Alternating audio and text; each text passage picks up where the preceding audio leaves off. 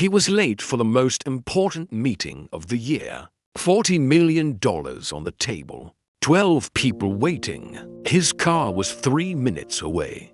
He was walking fast, head down, the way powerful people walk when they have somewhere to be and the world needs to adjust. Then he heard it, a small voice, from the doorway of a closed shop.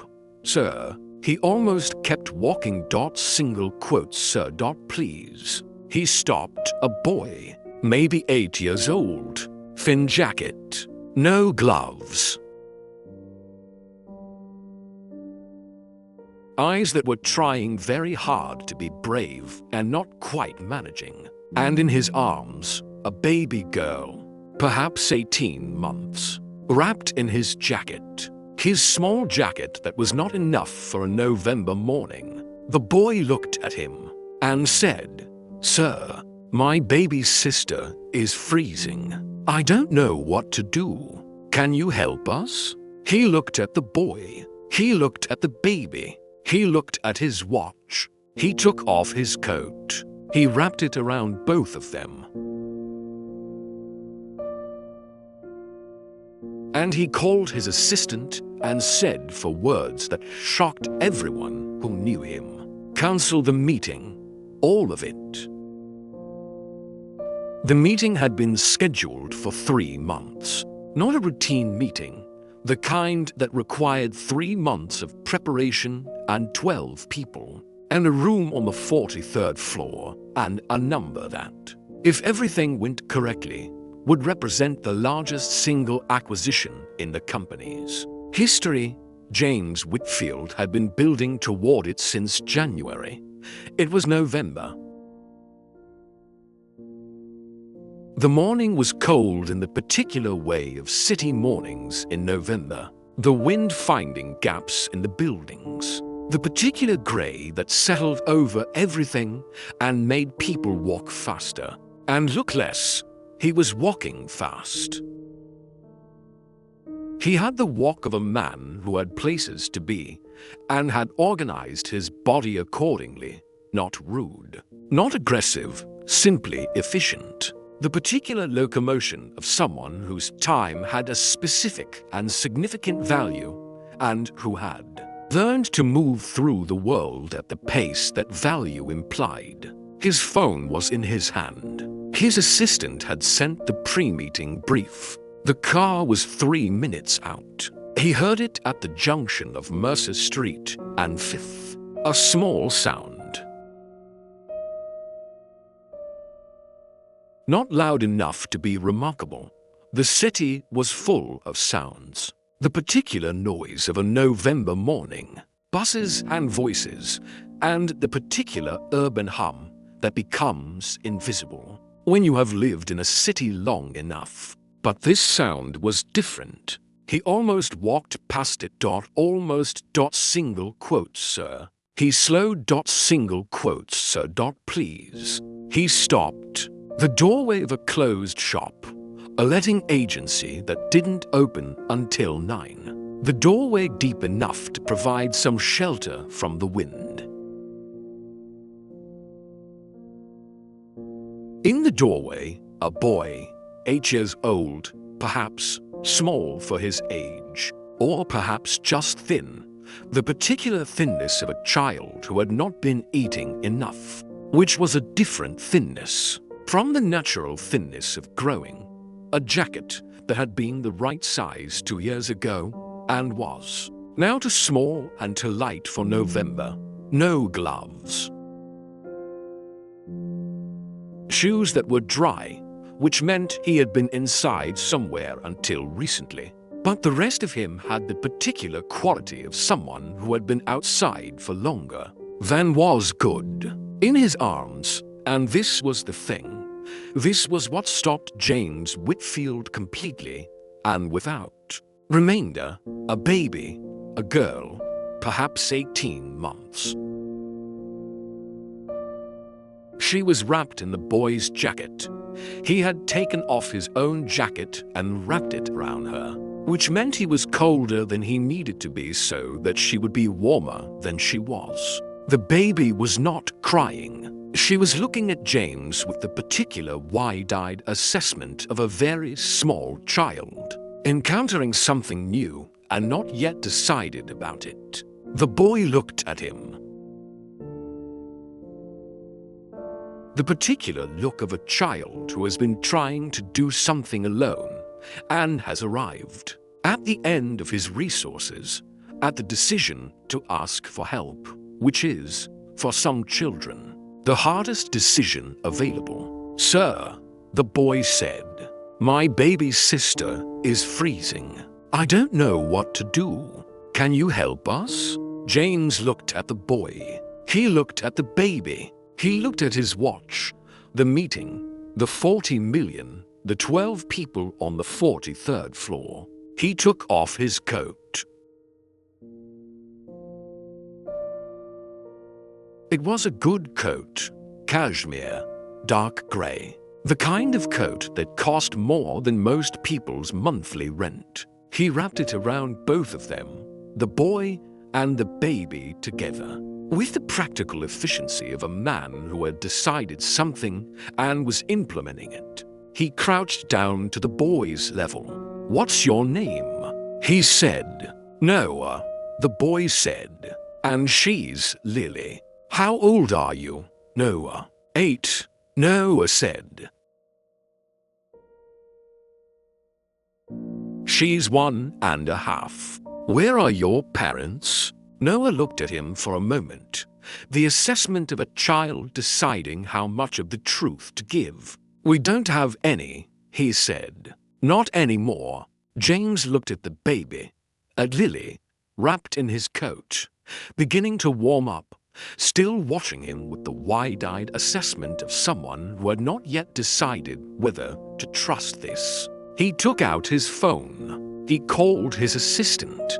"Cancel the meeting," he said. "All of it." A pause. "Mr. Whitfield, the acquisition. Cancel it," he said. "Reschedule for next week. Tell them something came up." He ended the call. He looked at Noah. "Are you hungry?" he said. Noah looked at him. "Yes," he said. The single word of someone who had been trying not to need things and had run out of the ability to pretend. "Come," James said. "Both of you." He took them to the cafe on the corner.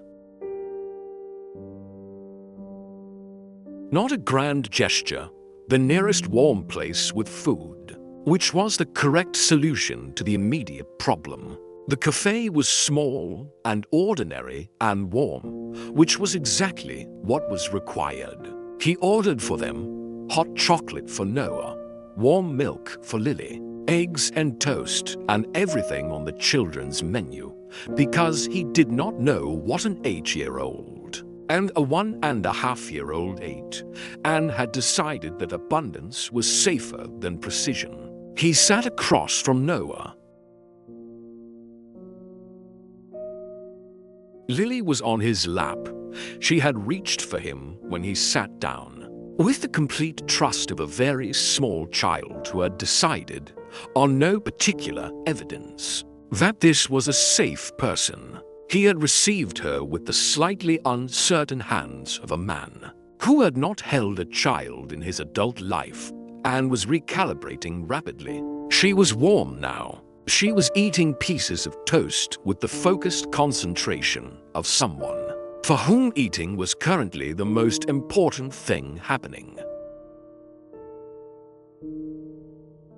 Noah was eating with the particular speed of someone who was very hungry and was trying not to show how very hungry they were. James waited. When the speed slowed slightly, when the immediate hunger had been addressed, and Noah was eating rather than consuming, James said, "Can you tell me what happened?" Noah looked at him. "You won't call anyone," Noah said. "The people who take children away." "I don't know yet," James said. "I'll tell you before I do anything." "Is that all right?" Noah considered this. Yes, he said.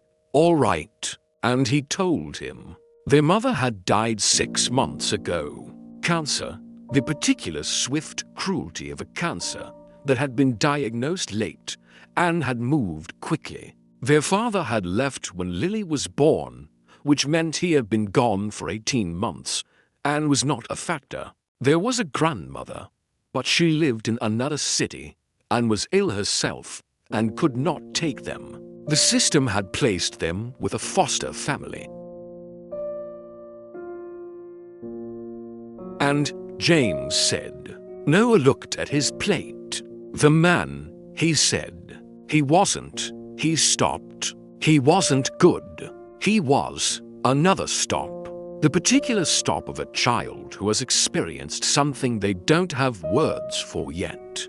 I took Lily and I left, he said. 3 days ago. 3 days, James said. We slept in the station the first night, Noah said. Then a church let us in. Last night we were outside. James looked at Lily, who had finished her toast and was now examining his watch with the comprehensive attention of a 1.5-year-old who found it interesting. You kept her warm, James said. She's my sister, Noah said, as if this were the complete explanation, which James thought it was. He called his lawyer at 10. Not a divorce lawyer or a corporate lawyer, the family law specialist his firm retained for complex cases.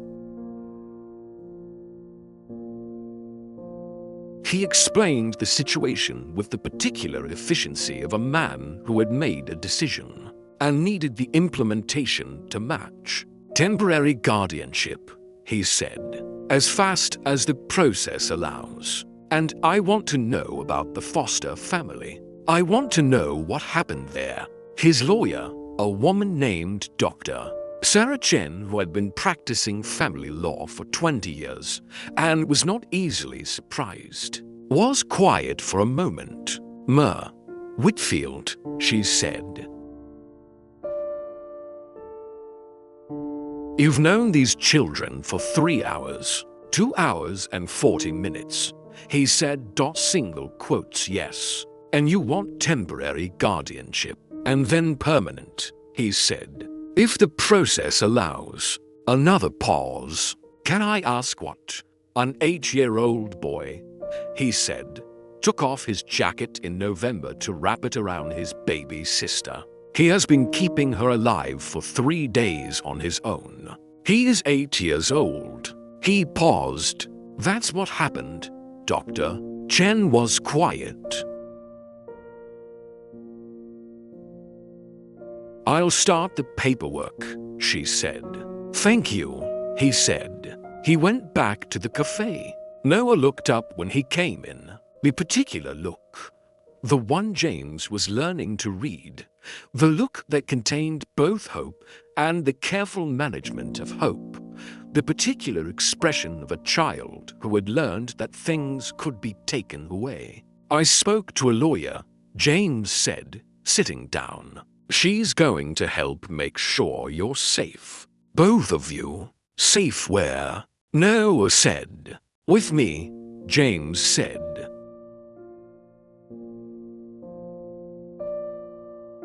If that's all right with you. Noah looked at him. The management of hope, the careful containment of it, was visible on his face. He had learned, in 8 years and 6 months of motherlessness and 3 days of running, that things offered could be taken back. Why? Noah said. Because, James said, you asked for help. And asking for help is the hardest thing. And you did it anyway. He paused. And because your sister is warm now. And I'd like her to stay warm. Noah looked at Lily, who had fallen asleep in James's coat, which was still wrapped around her. She likes you, Noah said. I know, James said. I like her too. She doesn't like everyone, Noah said. She cried with the man at the foster place. From the first day, she knew. James said. Yes, Noah said. She always knows. He looked at James for a long moment, the full assessment of a child who had learned to read situations quickly because reading them quickly had become a survival skill. All right, he said. Yes, we'll come. Scene 4. His house was too large for one person. He had known this for 3 years, since he had bought it. In fact, when the estate agent had described it as perfect for a family, and he had bought it anyway, for reasons he had not examined closely, and that had something to do with the particular optimism of a man who was 38 and successful and believed, in the way of people who have not yet stopped believing it, that the family part would come. The family part had not come. The house had remained too large for one person and had been managed accordingly. Staff who kept it immaculate, rooms that were furnished and empty, a kitchen that was equipped for serious cooking and used for coffee. Noah walked through it with the particular careful attention of someone assessing whether a space could be trusted. He looked at everything. He did not touch anything. James watched him. You can touch things, James said. Noah looked at him. Really? It's a house, James said. Things are for using. Noah looked at the bookshelf in the hallway. A long shelf, floor to ceiling. The accumulation of a man who read widely and kept what he read. You have a lot of books, he said. Yes, James said. Have you read them all? Most, James said. Some I bought because I meant to read them and haven't yet. Which ones? James looked at the shelf. The red ones on the third shelf, he said. I bought them all at once from a closing bookshop and I haven't started them. Noah looked at the red ones on the third shelf. Can I read them? He said. Yes, James said. Of course. Noah nodded, the nod of someone filing something important away. Lily had woken up during the drive and was now on James's hip. She had reached for him again when they got out of the car with the same complete trust. And he had taken her with slightly less uncertainty than the first time, which was progress. She was looking around the hallway with the wide-eyed assessment of someone encountering a new environment and finding it acceptable. She likes it, Noah said. How can you tell? James said. She makes that face, Noah said. When she's deciding something is okay. James looked at Lily's face, the wide-eyed assessment. I'll learn the faces, he said. There aren't that many, Noah said. Happy, hungry, tired, scared, and okay. Those are the main ones. 5 faces, James said. 5, Noah confirmed. She's making the okay one now. Good, James said. That's a start. He learned quickly. Not because children were simple. They were not. Or in fact considerably more complex than most of the negotiations he had conducted, and operated on a logic that was internally consistent, but required significant recalibration to access. But because he paid attention, which was the thing he was best at, and because Noah and Lily were, he arrived at this conclusion on the 3rd day, and did not revise it. The most interesting people he had encountered in recent memory. Noah read. constantly, with the focused absorption of someone for whom books were not entertainment, but necessity. He had started on the red ones on the third shelf on the second day, and had finished the first one by dinner, and had come to James with it and said, "This one is about a man who loses everything and then finds out what matters. I think you'd like it." James had read it that night. He had liked it. Lee communicated with the 5 faces: happy, hungry, tired, scared, and okay, and with a vocabulary of approximately 30 words that she deployed with considerable precision, and an expectation of being understood that James found both challenging and completely compelling. She had added a 6th face by the end of the first week, which Noah identified as the one she makes when she trusts someone. She made it at James on the 4th day. He noticed. He did not say anything about it, but he noticed. His assistant, Eleanor, who had worked for him for 6 years and had the particular efficiency of someone who anticipated everything, had arrived on the second morning with things. Not asked for things, anticipated things.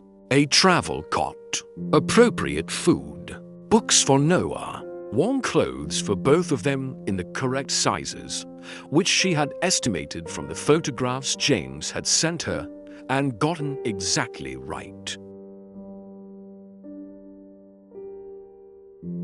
"How did you know the sizes?" James asked. "I have 3 nieces," Eleanor said, "and a nephew Noah's age." She paused. "They're going to be all right, Mr. Whitfield." "I know," he said. "Are you?" she said. He looked at her. "I'm learning the faces," he said. Eleanor looked at him for a moment, the particular look of someone who has worked for a person for 6 years and is seeing something new. "Good," she said. "That's what..."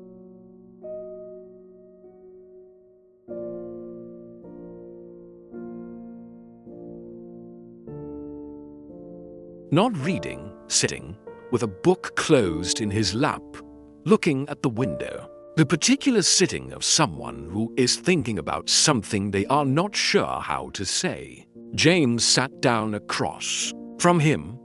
He waited. "Can I ask you something?" Noah said. "Yes," James said. "Why are you doing this?" Noah said. "Really?" Not the official reason. James looked at him. At the 8-year-old who had asked the same question that every adult in James's life had been asking with more circumspection. "Because," James said, "you asked for help, and I was in a position to help. And not helping would have been wrong, in a way that I would have known was wrong for the rest of my life." "That's still the official reason," Noah said. James looked at him. "The real reason," James said, "is that when you said your baby's sister was freezing and you didn't know what to do, I understood something about what it means to have someone depending on you, about what it costs to ask for help when you've been managing alone." He paused. "I've been managing alone for a long time, in a different way, but alone." Noah was quiet. "You were lonely," Noah said. "Yes," James said. "Me too," Noah said. "Even with Lily." "You can be lonely and not alone at the same time." "Yes," James said. "You can. It's better now," Noah said. "Less lonely." "Yes," James said. "It is." Noah opened his book. "The red ones are good," he said. "You should read the second one next." "I'll start tonight," James said. "It's about a man who learns to stay," Noah said, "instead of always moving." James looked at him. "I'll start tonight," he said again. The temporary guardianship was granted in 3 weeks. Dr. Chen navigated it with the efficiency of someone who understood both the urgency and the process, and had found the place where they intersected. The Foster family was investigated. The investigation produced results that James received with the cold clarity he had developed for things that required response rather than reaction, and that resulted in consequences he did not discuss with Noah, but that Noah understood had happened from the particular shift in James's expression when he came home that day. Is it sorted? Noah said. Yes, James said. It's sorted. Good, Noah said, and went back to his book. The permanent adoption process was longer, 18 months of paperwork and assessments and home visits and interviews and the particular bureaucratic patience required by a process that existed, James came to understand, because children were worth being careful about. He submitted to it completely. The interviews, the assessments, the home visits at unexpected times that Eleanor managed with the efficiency of someone who had anticipated them. The social worker who visited most frequently was a woman named Margaret, who had been doing this work for 20 years, and who assessed James with the particular thoroughness of someone who had seen many people present well and needed to know what was underneath. She talked to Noah. She talked to Lily as much as you could talk to a 2-year-old, which was more than most people expected. She talked to Eleanor and to James's business partner and to Paul, who had known James for 15 years. She came back on a Tuesday afternoon and sat in the kitchen where Noah was reading, and Lily was asleep and James was making the coffee he had learned to make, because Noah had told him on the 2nd week that the machine made better coffee than the pod thing and had shown him how to use it. Whitfield, Margaret said. James, he said. James, she said. I've been doing this for 20 years. I've seen a lot of people who wanted to do the right thing and found it harder than they expected. She paused, and I've seen a few people for whom it was simply natural, not easy, natural. He waited. You're the second kind, she said. He looked at Noah, who was reading and had either not heard or had decided not to show that he heard. I'll submit my recommendation, Margaret said. It will be positive. James looked at his coffee. Thank you, he said, from behind his book. Without looking up, Noah said, I knew she would. Did you? James said. She asked Lily about you. Noah said. On the 2nd visit. Lily is too, James said. I know, Noah said. But she showed Margaret the face. Which face? The trust one, Noah said. The 6th one. James looked at Margaret. Margaret was trying not to smile. He's right, she said. She did. The adoption was finalized on a Monday in April.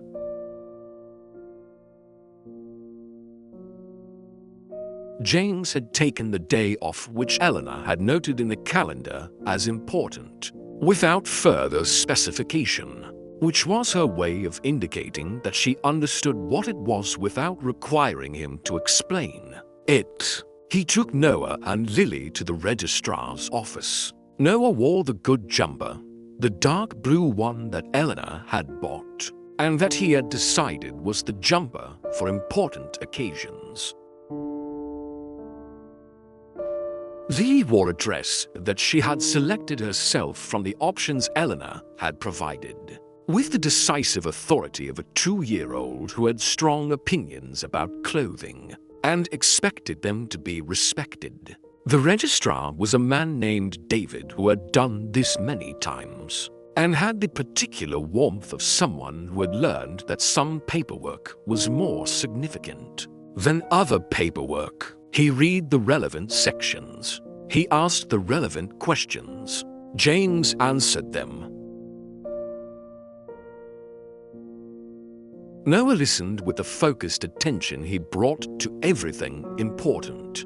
Lily sat on James's lap and examined the registrar's pen with comprehensive interest, and at one point attempted to eat it, which the registrar received with equanimity. When it was done, when the signatures were signed and the documents were stamped and the thing was official, David looked at them and said, "Congratulations. You're a family." Lily looked at James. She made the trust face.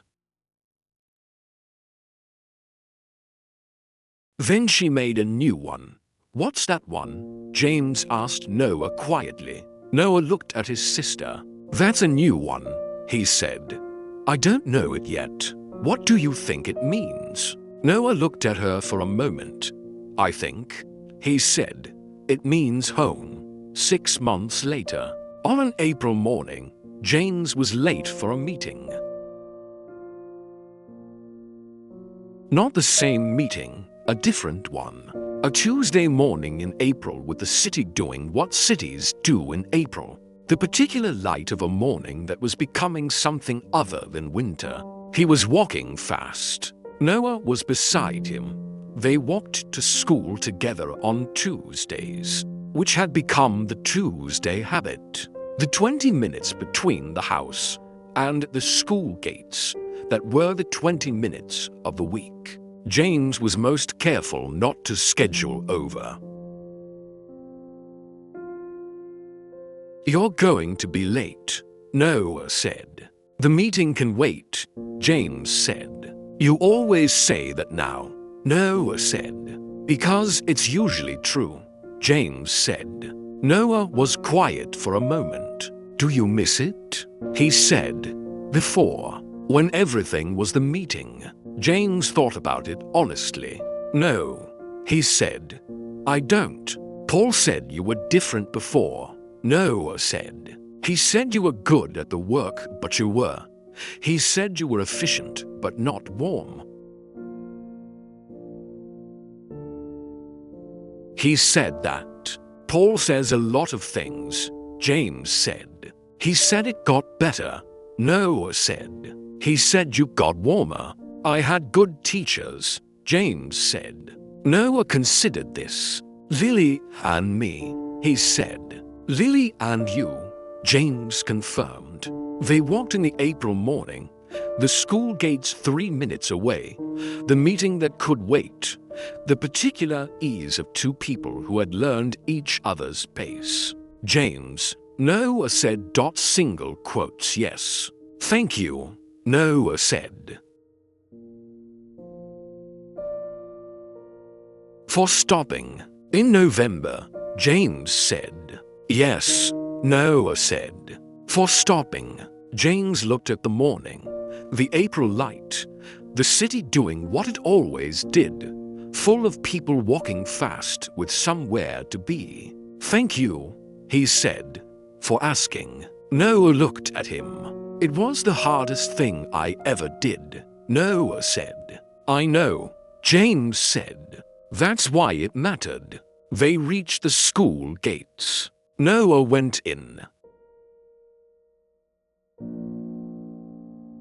He turned once, the particular turn of someone who has somewhere to be but wanted to look back, and raised his hand. James raised his. He stood at the school gates for a moment after Noah had gone. And then he walked to the meeting. He was 7 minutes late. Nobody said anything. He was late for a $40 million meeting. He heard a small voice. He almost kept walking. He stopped. An 8-year-old boy had taken off his jacket in November to wrap it around his baby sister. He had been keeping her alive for 3 days. He was 8 years old, and he asked for help, which was the hardest thing he had ever done. The billionaire cancelled the meeting. He wrapped them in his coat. He took them home. The $40 million deal was signed the following week. It made no difference to anything that mattered. Here is what we learned. Slow down. The small voice in the doorway is more important than the meeting on the 43rd floor. It will always be more important. You will walk past it if you are not paying attention. Pay attention. The most important thing that will ever happen to you might be standing in a doorway asking for help in a voice you almost didn't hear. Slow down. Listen. Stop. That is everything.